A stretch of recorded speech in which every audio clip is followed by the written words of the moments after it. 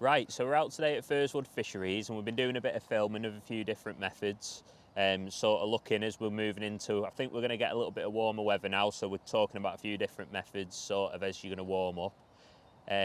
But what Rob has asked me to do is basically have a touch and like have a walk through all my matches from sort of last month.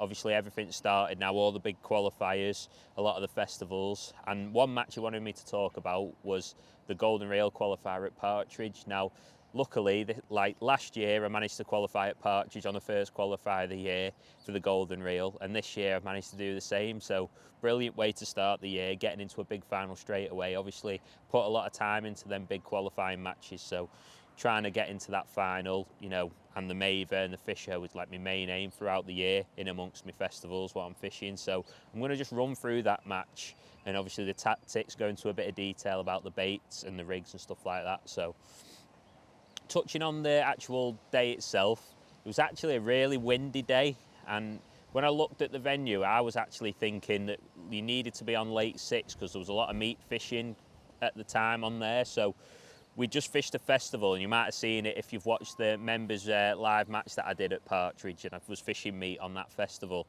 It was all sort of fishing on the bottom, there wasn't a lot of shallow fishing, and with the wind that was coming in I thought you were going to need to be on lake 6 where you'll be able to fish a short pole match and catch a good weight of fish. But I ended up on Willow Pool, peg 4, which to be honest, Willow's always a lake that has a chance in them qualifiers because the stamp of the F1s are really big in there. They're sort of, I'd say they probably average £3, and there's a lot of bigger ones, £4, £5 fish, and then there's also a lot of silverfish in there. Like we fished that lake throughout the winter on silverfish matches, and you get weights up to sort of 40, £50 through the winter of silvers winning that lake. So you know obviously that could come into it.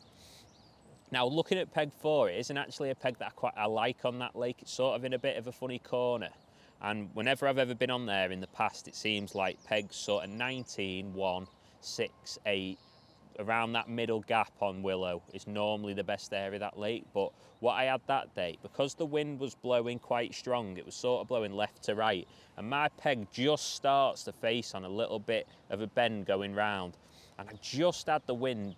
Even though it wasn't ideal, I just had it a little bit off my back when I was fishing across, where I could just fish that longer line better than everyone else on the day, and I think that ended up being a big advantage. Now, I haven't actually fished Willow a lot in the summer, so I had a little quick chat to Andy Bennett, who I know's been on that peg before in a qualifier, and he basically said that he felt like fishing with worms and casters across was going to be probably the main method to just try and ship a fish back every chuck. And he also said have a short line for skimmers. Now, I wasn't sure what to feed there, whether to feed sort of maggots or casters or to feed meat. Now, because it had been so good on the festival over the last couple of days before that on meat short, I decided to put meat in there because I did think I'd be able to catch the skimmers on that as well.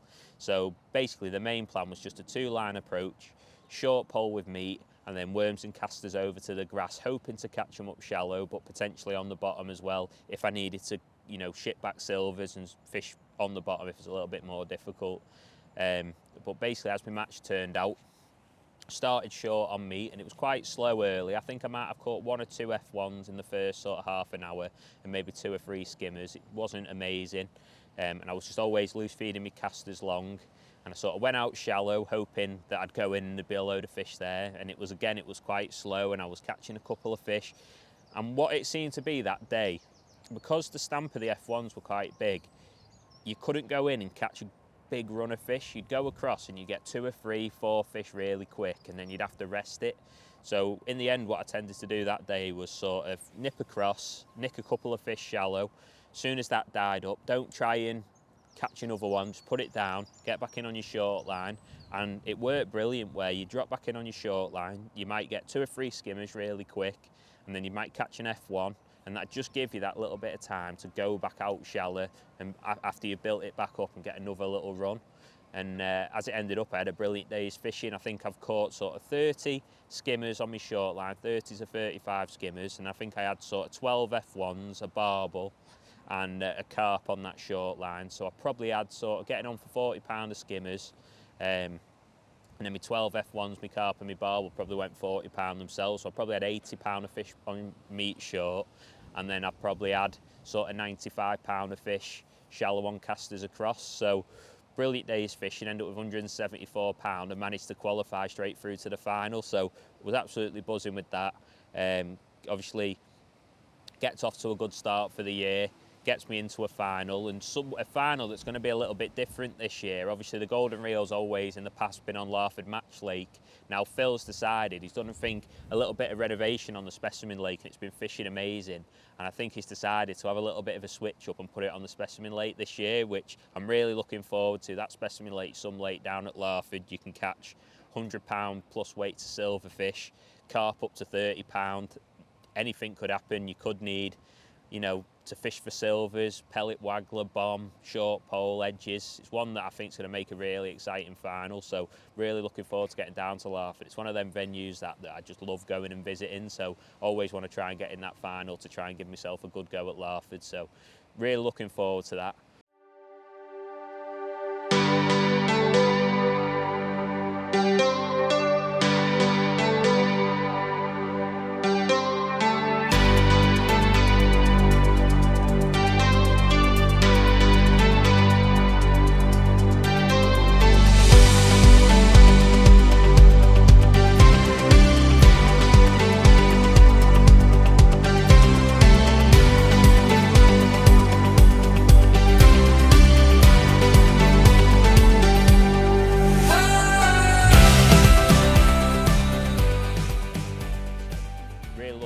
To that.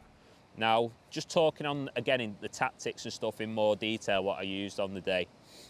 Like I say, the two main lines were meat short and then obviously shallower casters. I didn't actually catch a lot across on the bottom that day because, to be honest, I could get bites if I needed to on my meat short line, so I ended up just literally, every time my shallow line wasn't working, instead of dropping on the bottom, I just got away from it and fed it up again. So I only actually used two different rigs. So the first rig's my meat short rig. Now, Willow's quite a shallow lake, to be honest. It was only just over 3 foot. If you see here, it's probably like 38 inches deep. That's about the full depth of my peg. It's not a very deep peg at all. So generally, when you catch the skimmers on here, and obviously the F1s are quite the same on there, you tend to catch a lot of them quick as you lay your rig in on a nice light rig through the water, and it's strange, you almost feel like the skimmers are up off the bottom. If you get a bite off one of them big skimmers, you'll lay it in, you'll almost catch it on the drop, but then you try and catch them shallow and it doesn't work. You just need to try and catch one on a nice light rig. Now, as I touched on the day, it was sort of, we had gusts up to sort of 60 mile an hour that day. Some of the anglers to me right that day were losing kit in the lake. I know Harry Campbell had his net bag blow in, and John Gilbert, I think, lost his pole sections and stuff in the lake, and so you could tell how windy it was. So I did actually set two up on the day. I did set a more positive rig up to try and hold it still. But again, because them fish are following your bait through the water, the best rig, even in the wind, was a 4x12 Maggie's. So she's got a 4x12 RW Maggie's. Like I say, just over 3 foot deep. I had a nice short lash between float and pole to try and help keep that still, even in the wind. And I actually, that day, another really important thing was I fished a little bit over depth. So I just plumbed up to sort of this middle rubber on my float, quite a little bit over depth. Made sure I flipped my rig out so that where the toe was dragging my rig, everything was keeping tight. So I'd sort of flick it into the wind, let my rig drift in, just lower my pole to the water and just keep everything nice and tight, and you're still seeing your bites nicely. That seemed really, really important. And like I say, most of my bites was as I've lifted my rig up and flipped my rig in anyway. So on the day, if I felt like my rig had drifted out of position, I'd just pick it back up, maybe throw 4 or 5 more pieces of meat back in, lay it back in, and a lot of the time it'd settle up and you'd catch either a nice skimmer or an F1. My last hit was white hydro, no messing about. The skimmers aren't sort of 4-6 ounce, they're them nice skimmers, sort of 10 ounce to £1.5 pounds, maybe even £2, so nice positive elastic. And then obviously if you hook an F1 or a bonus carp, you've got that power there in your rig. 017 mainline, couple of back shot. And then coming down to the shotting pattern, again, I felt it was important to have a fairly positive shotting pattern because of the wind. I didn't want to use like a strung out rig, but I just had a fairly high bulk for the depth of water, a bulk around a foot from the hook. They're just number 9s, and I've just had one number 9 dropper and then I had a 4-inch hook length of 0.13. I used a 14 Super LWG that day, which I felt when you were hooking the skimmers on the drop was better to have a little bit more hook exposed. I found with that 16 Super LWG, as you flick your rig in, you'd have a little bite and you strike and you maybe miss it. Whereas with a bigger hook, I felt like I was connecting to them bites a little bit better as the rig was settling. So slightly bigger hook, 14 Super LWG. And that was the rig that, like I said, I caught 80 pound on the day. So that meat lamb's really, really important. And I think, to be honest, I think if I'd have fed a different bait there, like maggots or sort of casters, I would have caught some smaller silvers, and I wouldn't have caught the amount of F1s and the bonus carp and barbel what I did have on the day. So that was a really good, I was really happy that I made that decision to fish with meat. It did work really well. So that was my meat rig.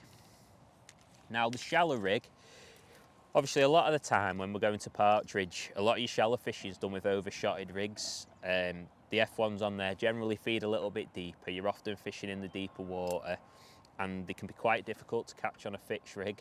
Now, on Willers, like I say, it's quite a shallow lake, and when I'm fishing across up to the reeds, it was probably only about 34 inches deep, just under 3 foot tight across, so the fish tend to come quite shallow, and on the day, most of my fish were caught between 10 and 14 inches deep.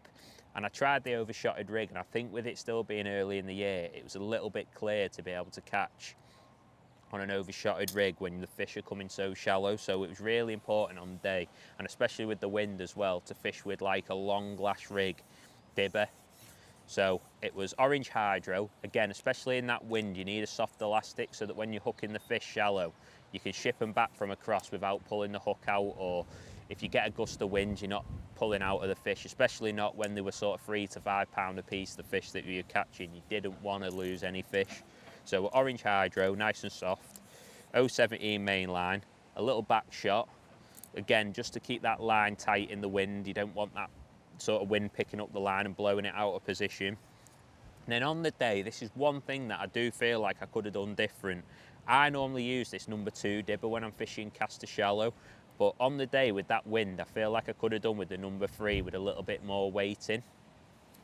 And then I've just got a little shot under the float, 2 down the line, they're just number 11, so I've got a number 11 under the float, 2 spread out down the line, and then a 2-inch hook length of 0.13. And on that day I had a 16 Super LWG with a spade end on. Now you see this one today, we're here at Thursday, we're fishing with caster shallot and we're fishing a caster on the hook.